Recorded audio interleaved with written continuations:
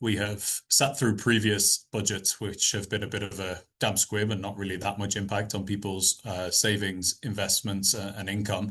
This one certainly is a little bit different. People will notice a difference in their pockets. One of the most notable changes that came in the budget was that to the cash ISA. That was announced by the Chancellor that the cash ISA limit would reduce from 20k to 12k from April 2027. Now, £12,000 as an allowance of putting cash into savings might seem like a lot of money for some people, but for people who have just, for example, come into an inheritance amount or have sold a property, it might be quite easily for them to pass this limit. It's difficult to find many positives on a sort of personal finance front, to be honest with you. Probably the positive for me is that a lot of these changes don't actually take place for a period of time, so people have got time to plan. Tax rate that you'll pay on savings has gone up in this budget as well. So if you're a basic tax rate payer, previously you would have paid 20%, same as you do on any of your other income. Now that is going up to 22% on savings. One thing which didn't change in tax terms was the income tax.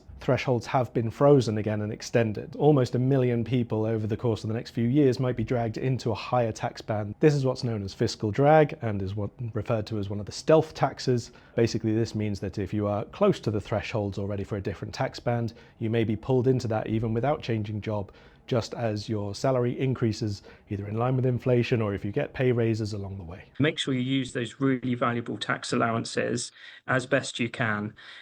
They will only get more valuable over time as the tax burden increases.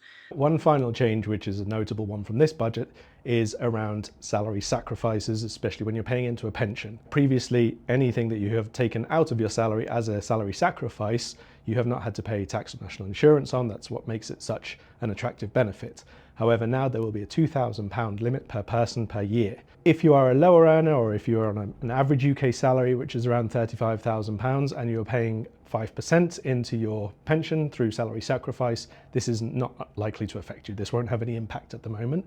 But if you contribute a higher rate, such as 6%, you will go over that threshold, which means you will be subject to the amount which is over the 2,000 limit threshold to pay national insurance on.